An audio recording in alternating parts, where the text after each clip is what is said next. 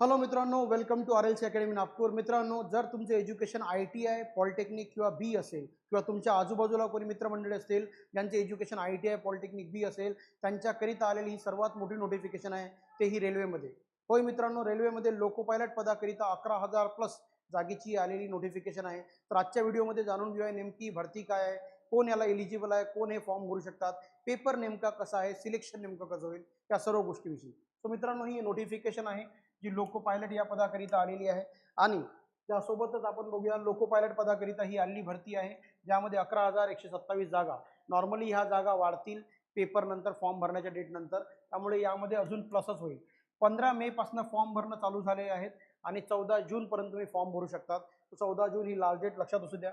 Education काय लागत आहे, तर 10वी प्लस ITI किंवा 10वी नंतर मग पॉली किंवा बी असलेले विद्यार्थी सुद्धा हे फॉर्म भरू शकतात. एज लिमिट दिली आहे ती 18 ते 30 वर्षापर्यंत आहे आणि यामध्ये 3 वर्ष ओबीसीचे आणि 5 वर्ष SC ST कॅटेगरी करता. सो 33 ऑफ ओबीसी आणि 35 of SC ST category apply करू शकतात. लेवल 2चा जॉब म्हटला जातो आणि 19,900 हा बेसिक पे ग्रेड असलेली पोस्ट आहे. परंतु प्रत्येकालाच माहिती आहे की लोको पायलट या पदामध्ये सॅलरीज त्या जास्त असतात, कारण की सॅलरीजमध्ये अलाउन्सेस खूप सारे असतात, ज्यामधला मोठा अलाउन्स हा रनिंग अलाउन्सेस सुद्धा असेल. सो मित्रांनो, बघूया आपण नेमकं सिलेक्शन कसं आहे.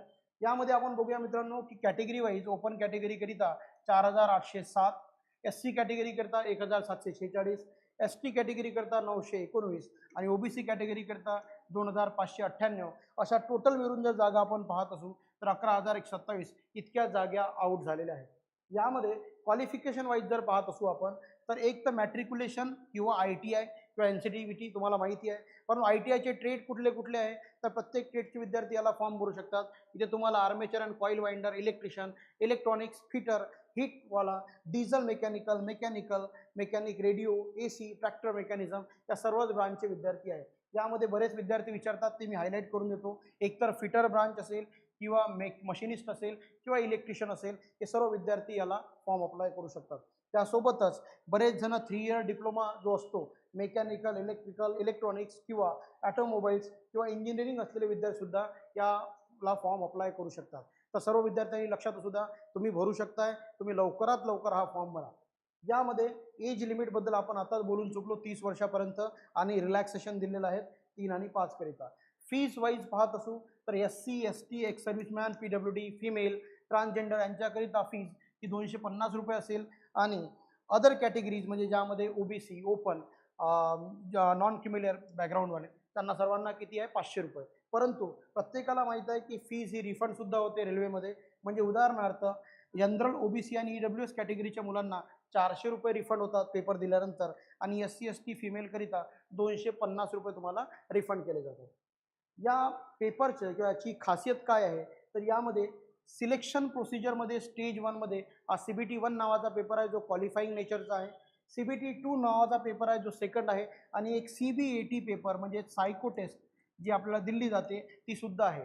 2025च्या आणि 2026च्या लोको पायलटमध्ये फरक काय आहे, तर 2025मध्ये आलेल्या पेपरमध्ये इथलं वॅटेज, मेन्सचं वॅटेज 70% आणि 30% सायकोचं वॅटेज होतं. परंतु 2026च्या नोटिफिकेशनमध्ये हे वॅटेज आता 50-50% झालेलं आहे. म्हणजे मेन्सचा पेपर आणि सायको टेस्ट या दोघांचेही मार्क्स काउंट केले जातील आणि पहिला पेपर हा फक्त क्वालिफाईंग स्टेज असेल. त्यानंतर असतं ती म्हणजे डॉक्युमेंट व्हेरिफिकेशन आणि मेडिकल एक्झामिनेशन, या 2 गोष्टी ज्या की क्वालिफाईंग आहे. तर तुमचं सिलेक्शन जे आहे स्टेज 2 आणि स्टेज 3 या 2च पेपरवरती तुमचं सिलेक्शन होणार आहे. त्यासोबतच मित्रांनो, नेमका पेपर काय आहे, सिलेबसमध्ये काय चेंज आहे, तर CBT 1मध्ये जो नवीन अपडेट आलेला आहे तो असा आहे की मॅथेमॅटिक्स, मेंटल ॲबिलिटी आणि जनरल सायन्स म्हणजे जनरल अवेअरनेस नावाचा जो सेगमेंट होता तो काढून घेण्यात आलेला आहे. म्हणजे आता तुम्हाला मॅथेमॅटिक्स, रिझनिंग आणि जनरल सायन्समध्ये फिजिक्स, केमिस्ट्री, बायोलॉजी आणि लाईफ सायन्स म्हणजे एवढेच प्रश्न तुम्हाला येतात.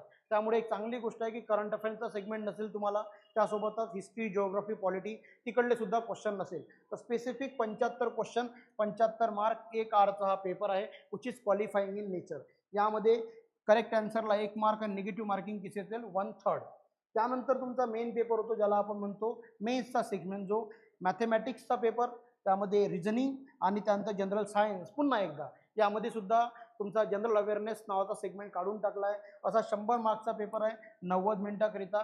त्यासोबतच तुम्हाला आयडिया आहे यामध्ये रेलिव्हंट ट्रेडचा 75 मार्काचा टेक्निकल सुद्धा पेपर असतो which is qualifying in nature. Again तुम्ही हा लक्षात असू द्या. इकडले मार्क्स सुद्धा काउंट केले जातील. आणि त्यानंतर जी असेल त्याला आपण म्हणतो कम्प्युटर बेस्ड CBET म्हणजे सायको टेस्ट. सायको टेस्ट नेमकी काय आहे त्याबद्दल सुद्धा आपण एक व्हिडिओ बनवूया. सायको टेस्ट नेमकी पास कशी करायची ते सुद्धा जाणून घेऊया. तर ह्या अशा पद्धतीनं तुमचा पेपर असतो. यामध्ये बरेच विद्यार्थ्यांना कन्फ्युजन असं आहे की सर मग आज अभ्यास चालू करून पेपर निघू शकतो का, असं काही होऊ शकतं का? तर नक्कीच मित्रांनो, याचं कारण असं आहे की या पेपरमध्ये जर आपण पाहत असू तर या पेपरमध्ये ॲप्टिट्यूड, रिझनिंग आणि फक्त जनरल सायन्स आहे. जनरल सायन्समध्ये फिजिक्स, केमिस्ट्री आणि बायो हे 3च सेगमेंटचा अभ्यास तुम्हाला करायचा आहे. ॲप्टिट्यूडमध्ये अर्थमॅटिक आणि थोडा ॲडव्हान्स मॅथ, रिझनिंगमध्ये वर्बल, नॉन वर्बल आणि क्रिटिकल रिझनिंग. ज्या विद्यार्थ्यांना वाटत असेल की सर आमच्याकडे वेळ जात आहे, आम्हाला प्रिपरेशन समजत नाही आहे किंवा आम्हाला नव्यानं प्रिपरेशन करायचं आहे, त्या सर्वांसाठी स्वागत करतोय मी आमच्या स्पेशल बॅचेसमध्ये, जिथे तुम्हाला कंप्लीट प्रिपरेशन करून दिलं जातं ॲप्टिट्यूड, रिझनिंग आणि जनरल सायन्सचं सुद्धा.